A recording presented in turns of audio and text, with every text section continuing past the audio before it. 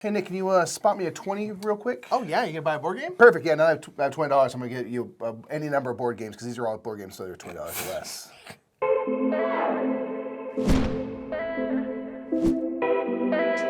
What's up, everybody? I'm Mike. I'm Nick. We are the Brothers Murph. That was a perfectly clean intro, Yes, and we are here, indeed, to talk about games that cost $20 or less. Yes. Per where we are. Per the websites we looked on, things Yes. like Game Nerds and stuff. Of course, prices are different in different places. Of course, yes. But the point is that these days in particular, we're trying to get you some awesome games that give you a little bit of, stuff to chew on and crunch on that like isn't how. going to break your bank. Yeah, so even if these do go up a little bit above $20, they were $20 at the time, and again, they're still gonna be very affordable for what they are. Because board games, because there's a lot of stuff in them, they're not super cheap, and so this is a great way to get some low-cost games that are very good. Over on our Patreon, we're gonna have 10 more games that you can get for $20 or less, so make sure to check that out if you haven't already, and make sure to subscribe if you haven't already, and let's get to it. All the games on this list don't cost very many of these bad boys, but you know what costs even less of these? Hitting that subscribe button. Please go ahead and do it. It really helps us a lot. Hey, do what he says. Make sure to hit that subscribe button, because if you don't, he won't free me from my prison. What's number 10, Mike? Number 10 is going to be Pandemic Hot Zone. Yeah, there there's are a couple of these. Yes. There's obviously, of course, many different Pandemic games, and they've made now a couple of these kind of like smaller, more focused Pandemic. Yeah, so, it's kind of like My First Pandemic almost. Yeah, so there's like the first one we saw was Pandemic Hot Zone North America. So normally if you're playing Pandemic, it's there's diseases raging all across the world. The map is the entire world. And now we kind of zoom in on just North America, which gives you a smaller, more manageable map, but it gives you a lot of the kind of feelings of Pandemic where you're having these certain, hot spots and stuff kind of raging and things. You're trying to treat diseases while you find these cures. Yeah. And it's really cool because it's a nice way to get into Pandemic. Yes. You'll be very familiar with the system and the DNA, so then if you go into the other Pandemic games, you already have a major leg up. Yeah. And it's kind of cool to just be like focused in certain areas. Certain hot zones, yeah. So they've done North America and Europe. And I think it's kind of cool because Pandemic are just great games, and especially if you get one for $20, if we're thinking as like a gateway game, yes, it's a great like gift kind of thing to get. Yeah, it's even more of a gateway game than just base Pandemic, which is already a pretty good gateway game. But this is even simpler. Also, you're playing with like younger kids, you can also do that with Pandemic Hot Zone. But yeah, it's like I wouldn't say I like it quite as much as like normal Pandemic, but for $20, it's a great little pickup. It's much smaller. The box is like this big. It's got travel size. You can travel with it a little bit easier. Again, it's a great thing to introduce people to Pandemic and board games in general. But yeah, the Pandemic Hot Zones have always been cheap, but they're particularly cheap right now. And make sure to pick them up because I think they're really cool for $20. Number 9 is going to be Scout. There are a litany of small box card games that are going to be like in the sometimes like $12 to $20 range. There's a whole bunch of them. We will probably make a small box card game list at some point specifically. But we're gonna go ahead and choose Scout for this one, for one of the ones that are on here. Scout is a game that tends to go over very well with pretty much everyone we've ever taught it to. This is a game where it's a card shedding game, which is where you have a hand of cards, and your goal is to try to get rid of your cards before anyone else. That's what you're trying to do. It's also a ladder climbing game where the way you get rid of cards is you put cards down onto the table. So if someone plays a 1, you can play like a 3 because that's higher. So you're climbing that ladder. Some sort of stronger hand has to be played than what's currently in the middle of the table. So if someone puts down a 9, you can put down 2 1s because 2 cards is stronger than 1 card. But then someone could put down like 2 9s because that's higher than 2 1s, so on and so forth. You're trying to get rid of your cards. Now, the wrinkle with Scout is you get your hand of cards, and the cards have one number on top and one number on the bottom, but you cannot rearrange your hand. You basically, wherever it comes to you shuffled, that's what you got. Right. And when you're playing cards out, if you want to play like say you have 3 8s in your hand, you can only play cards from your hand that are actually next to each other. So you have an 8 here, an 8 here, and an 8 here, but there's stuff in between. You can't grab them like that. You can only play them next to each other. So when you get your hand of cards, you can either keep it this way or you can flip it over to its other side. And so much of this game is basically just trying to play cards to get your deck into like the strongest version of itself. Yeah. Right, especially like it's all about kind of going out of the round. Like ideally you end the round with no cards left. But that can be really hard if you get left with like a single one in your hand. Yeah. Like it's never going to be the strongest thing on the table. So you're kind of like trying to set yourself up to kind of sequence your stuff. Like, okay, I scouted this card. I can't beat this. I'm going to take a card from the table. I can put it anywhere in my hand, either side up. So I'm going to put it right here. So now I have a 4, 5, 6. And once I play the 4, 5, 6, then I have 2 separate pairs of 8s now come together. I have 4 8s. That's very strong. Yeah. So you're really trying to think of like, how do you sequence your hand to be as efficient as you can. As you play stuff and people can't beat it, they have to scout, which means they're giving you points there. So you're really kind of thinking of a couple little things in what is ultimately a fairly simple, straightforward card game in terms of like rule structure. But I really enjoy that whole like, It's so good. I have this mess of a hand. I got to figure out something to do to make this somewhat synergistic. It's Right. a really interesting puzzle every single time. Yeah. Next up is going to be Sushi Go, and there's Sushi Go Party. There's a couple different kinds of Sushi Go, but Sushi Go is the base game with the kind of base cards, and I actually kind of like this. Sushi Go Party has more different kinds of cards in this game, but I feel like anytime we're playing this, we usually end up playing like base level Sushi Go because you end up teaching it to a lot of people. Yeah. So it's kind of like just get Sushi Go because Sushi Go, as of right now, is like $12. So it's like ridiculously cheap. Very, very cheap, but it's a cool drafting game where you're drafting out sushi. Yeah, so you're trying to have the best meal possible, and you are going to have, I love can't some remember, if sushi. it's 7 cards or whatever to start, but you're Yeah. ultimately going to only choose 1 card from what's in your hand, pass the rest of them to the player to your left or right or whatever's going on, and then receive cards from those players. And you're playing another these one. cards face up to the table, so people see the kinds of things you're collecting, and this is what we call like a set collection game. So it's going to be the different types of sushi. Will score based on different things. Yeah. Like the tempura, for example, you'll get 5 points for every 2 tempura you have. 1 on its own is not worth anything, so you want to make sure you have an even number of those. You have your nigiri, which is just straight up points, but if you get a wasabi first and then play nigiri, it's going to triple the value of that nigiri, so you're trying to like play one before the other. Yep. There's the maki rolls. You want to have the most maki rolls and stuff like that. So there's like really kind of fun things with each of the types of cards, but they're all straightforward and simple. Yes, very They're simple. easy to understand. And like the art and stuff is like so perfect. Like Sushi Go is another game that's brought a lot of people into the hobby. Yes. It's got really appealing art. It's really kind of cartoony and cute. The little sushis are like, you know, alive, and I guess You're kind of anthropomorphized. they're fine with being eaten, I suppose. Yeah, it's their goal in life, right? Yeah, and it's a really great game. And again, this is always at like the Targets or big box stores of the world for like 12 to, Yeah. I don't know if I've ever seen this at like $15. Yeah, it's very affordable, whatever the price. It's just cards, right? So it's a pretty Maybe, cheap game to yeah. produce. But yeah, And if it's in your like pocket, like, you know, the base Sushi Go has a lot going for it. Yes. Sushi Go Party is a great step up because you have all those cards and so many more. But like, man, the portability and stuff of just the regular old Sushi Go and just the fun of it is just like eternal. yeah, it's really, really good. Praise Nonetheless, that's Sushi Go. Praise be. Number 7 is going to be Bag of Chips. This is One of the more unique games. It is we've one of the ever more had. unique games. This is what's called a push your luck game, where you are pushing your luck trying Kind to of score a the most points. speculation game. It's Kind it's of, like yeah. an interesting one to describe. Anyway, go ahead. It really is. This is a game about called Bag of Chips. It literally comes in a bag. So this is also, I mean, many of these games are going to be small. But this is great because you can like chuck it in a pocket, chuck it in a purse, a backpack, something like that. It's very, very easy to travel around because it's literally just in a bag that looks like a bag of chips. Yep. But inside are all these different kinds of chips. There's like teriyaki chips, like chicken chips, and like sour cream and onion, that kind of stuff. Delicious. And then basically you're going to be getting these cards, and these cards are going to have various scoring conditions on them. Like by the end of the game, there's going to be more, you know, just normal potato chips than there are like teriyaki chips. Now in the bag, there are way more potato chips and teriyaki chips, so that's a fairly likely thing to happen, right? So you're not going to get very many points for that. But if you have the card that gives you like, there's going to be more chicken flavored chips than there are potato chips, that's super unlikely to happen. So it's literally worth like 200 points. Right. It's insane. The point differential between these cards is nuts.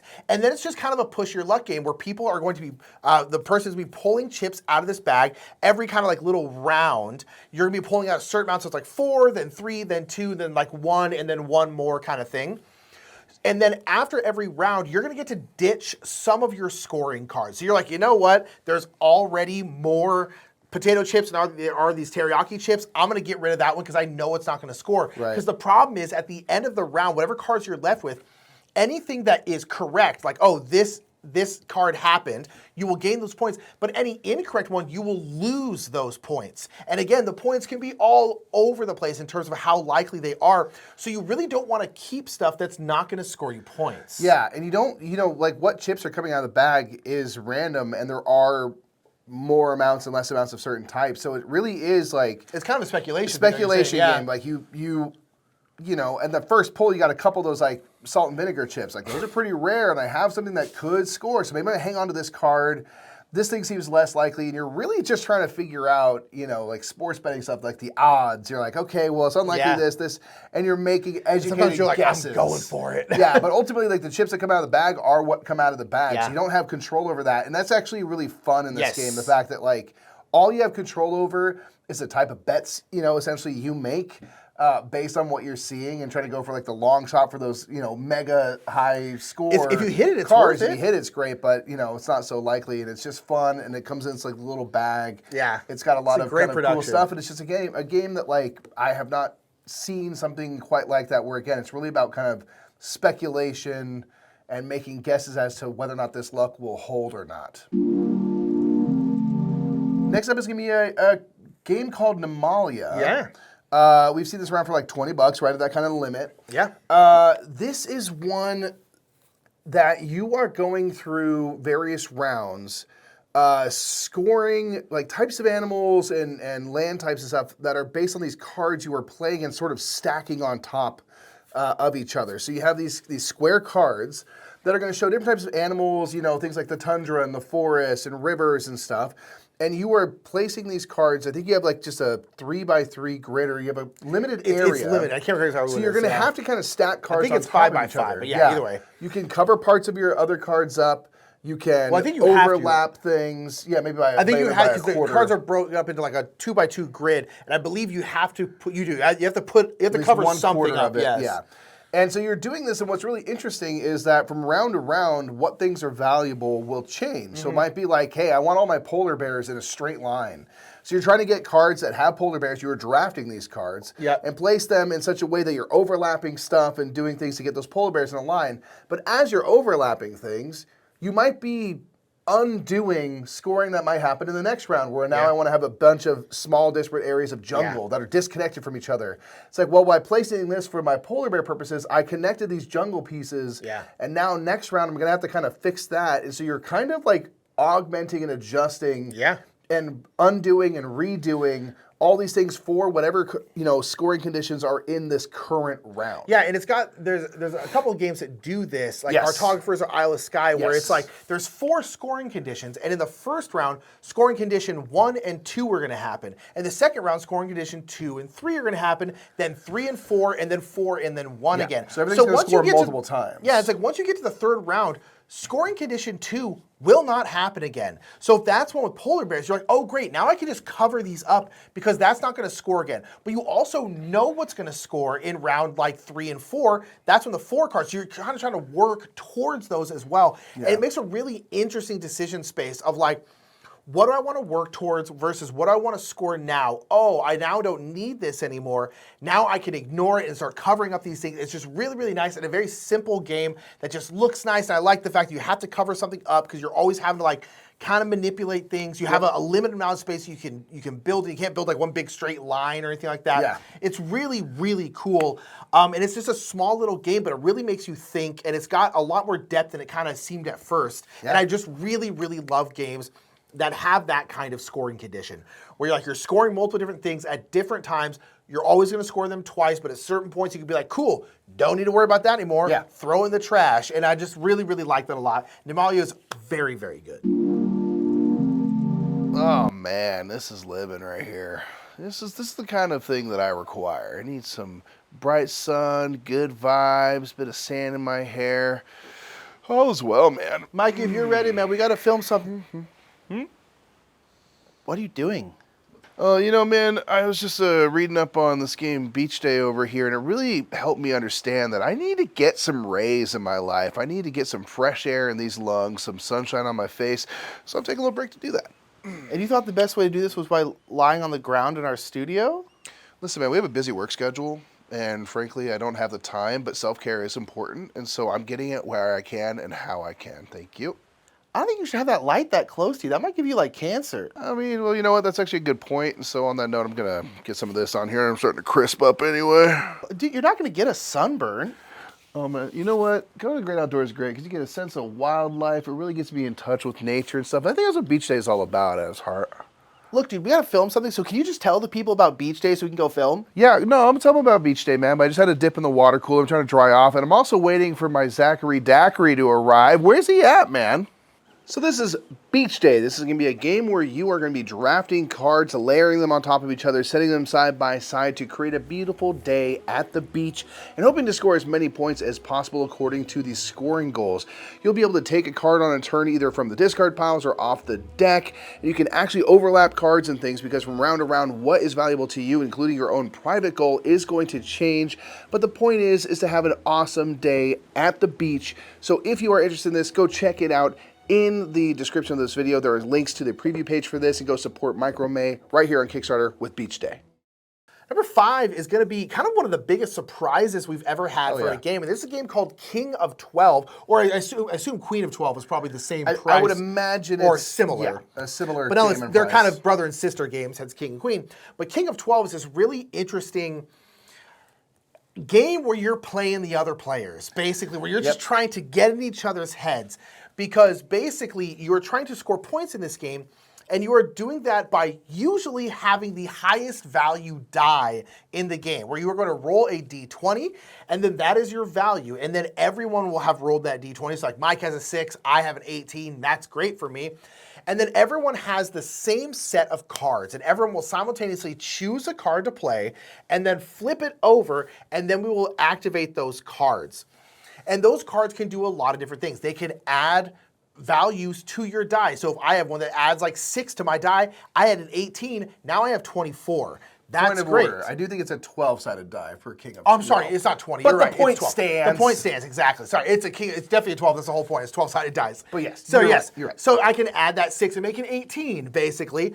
But there's also cards that'll be like, oh, this round, the lowest one scores. Yes. And Mike has the lowest one because he has like a 6 or a 4 or something like that. So that, in this case, Mike's going to win this one. But it's also got this crazy mind gamey, canceling each other out thing. Yeah, there's other games where you're like choosing roles like a Libertalia or something, and if you choose the same thing at the same time, it's usually bad. This game takes that kind of idea and goes further. So if 2 or more people choose the same role, those roles don't happen; they cancel each other out. If after roles have been sorted out and stuff, if 2 or more people have the same value of die, those get negated. Can't score them. If you at the, I think, end of the round have the same amount of points and would win the round, you knock each other out, the next highest score wins the round. So it's just like you are trying in every single way to make sure that you have something unique, a unique value, a unique character played, a unique score. And it's really fun to try to get in each other's heads and card count a little bit. It's like, okay, they played that character already. I think I can play the golem now, and I can rotate my die, and I can do this thing. I think it's safe. Then inevitably someone else does that, and you're like, God, like we thought we were being so clever. We all played the same thing at the same time. It is so fun, especially with the right group. Yes. This game becomes very entertaining, very high energy. In a great way because, again, you think like there's no way someone's thinking about doing this thing. And you can card count too, because once you use a card, you can't use it again until the next round. So you're like, oh, I'm the only person who has this card now. Yeah. Boom, and then it turns out you forgot that Karen had that card too, and you both played at the exact same time, and you're just like, yeah. It's just a really fun game. You're not playing all the different types of characters in each game, so from game to game that changes up. So there's just like a lot of stuff to play. It's casual, it's fun, it's social, without being kind of like the social deduction stuff we don't like so much. It's like that mind game. Like this game is the opposite of boring and also affordable. Number 4 is got just infinite replayability. This is The Crew Mission Deep Sea or Quest for Planet 9. It's the same game for the most part, but the Mission Deep Sea is the better version of the games because there are some slight changes that do make a big difference. But this is a trick-taking game. Hey, you say you want a game for $20 less? Buy a deck of cards. You'll have a lot of games that you can play for $20 less. That's for sure. But nonetheless, this is a trick-taking game. Trick-taking games you can play infinitely because kind of like Scout, which we talked about back in number 9, Trick-taking games are all about the puzzle that's in your hand. Yeah, you get shuffled up, cards, and you're trying to figure out how to make this hand of cards Yes. work. Whether you're playing spades, hearts, whatever, classic games or not, it's always a unique puzzle of like, okay, well these cards and whatever our goal is going to be tricky to do, and the crew takes that and makes it a cooperative experience. Where now we are all trying to make sure that all of our teammates, which is everyone at the table, accomplishes their goals. Yep. And these goals will be these kind of like task cards that are going to be at times, someone needs to win a certain amount of tricks. Someone needs to win the last trick. Someone needs to win a specific card. And now we have to figure out how do we make it so that all of these people's goals all get met. Yes. And so it takes that puzzle and really supercharges it. It really does. And puts us all on the same team. So I think the thing that we always talk about with the crew, which we have talked about quite a bit over the years, is I think it's a great way to get into trick-taking because we all have the same goal in mind. So we are encouraged to talk strategy in between rounds and maybe say, hey, when I played this card, I was trying to communicate that, I don't have this suit, so that means maybe you can dump cards over here, or if you keep playing that one suit, I'll dump all these other cards, which I needed to get to other people anyway, or blah, blah, blah. Yeah. Whatever it might be, because there's a lot of kind of fun, like, communication that can happen with trick-taking. I think it's a great game to kind of facilitate learning that. And it's a game you can play through like a campaign, but there's also, especially with Mission Deep Sea, you can just choose a difficulty. Yeah. Okay, we want this many points of difficulty. The tasks have certain difficulty levels that they do that are all scaled for player count, because some are going to be easier to lower player count, some will be easier to higher player count or whatever, and you can just simply play that way forever. That's how if I you would didn't play. care to go Yeah. through like the story, Yeah. which is minimal anyway. But it's a great challenge every time, and trick-taking I think is always fun. That puzzle is always fun, and I like working together to try to do it. I think it creates like really kind of tense, delicious moments. Yeah. And trick-taking is awesome, so. Number 3 is a tiny bit of a cheat, but not really, because this is going to be Azul Mini. Yeah. Because this is just Azul, but it's just in a smaller package, and therefore it's like $20. And that's great because Azul's a great game, but now you can just play it for cheaper and smaller, and it's more travel size. It's really great. I think it's kind of awesome, and like, I think so too. I don't know how many games like are necessarily like conducive to doing like a This mini works version. with an abstract game very well. Yeah, right? but I think it's kind of cool because like why not make games as affordable as possible? Maybe there's someone who would really like to own Azul and they just can't swing the $50-odd or whatever it is for the those big acrylic pieces, but they can swing the $20 for the travel version. Yeah. And it's also much more portable, which is fantastic. But you get the same kind of gameplay sure do. as Azul, which is like a modern classic. Yeah, kind of at this point, So modern classic. It's not that new anymore, but it's Yeah, and it's this abstract game where you are drafting out these various tiles, and they're meant to be tiles Making that a kind of get mosaic. mosaic kind of thing. Yeah. You're drafting out these tiles, and you're kind of putting them down in your little kind of workshop, little depot area, and this workshop little area will have a certain amount of blank spaces, and so you can put, like, you draft like 2 blue tiles, you can put them in the spot that requires 2 tiles, but in each little station you can only have 1 color of tiles. So once you start one with like red, you can only ever put red there until you fill it up. At the end of the round, once everyone's kind of drafted all their stuff, if you have any row completely filled, you get to take the rightmost tile and then put it kind of in your finished mosaic, and then all the other tiles will go back to the bag and will kind of circle through. So that's how you get stuff from your workshop into your finished mosaic, which is where you're going to score your points. And you're going to score points for the things kind of around it. You'll score points for finishing like rows and columns and that kind of stuff. And so you're trying to do that. And so it's all about drafting those tiles. But this game can be very, very mean because everyone can see what you need. Yep. You're like, oh, I need 1 more red tile to finish this one. We're like, well, I'm going to take those reds because then you can't finish that. Or you might get stuck where you're like, I only need 1 more red, but then you're kind of forced to take 3 of them. And then the excess ones go into your broken tile spot, which will lose you points. So it can be a very mean game in terms of how you draft. But other than that, it's just really abstract goodness where you're kind of trying to min-max, like, okay, I think I can definitely start this one. The top row only requires 1 tile to be finished, but the bottom row requires like 5, and so that's very difficult to do. It's just really, really good, and Azul is a normal kind of sized game, but Azul Mini is about this big. It kind of hangs on one of those little hang tags at like a Target or something like that, or a Walmart. And it's really, really good, but it's just Azul. It's just smaller. Yeah, and they even have Azul Summer Pavilion as well, which I imagine is similarly priced. Is it mini? Yeah. I didn't know they made a mini one of that. Yeah, yeah. Ooh. Ooh, that's interesting. I'm just saying, there's a lot to explore That's here saucy. on the cheaper side. I want to get that one too.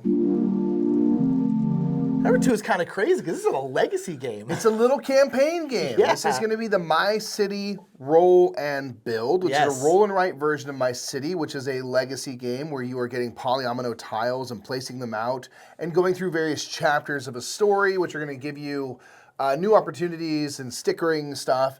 And they made a roll and write version where you are still building out cities. You're getting these polyomino shapes.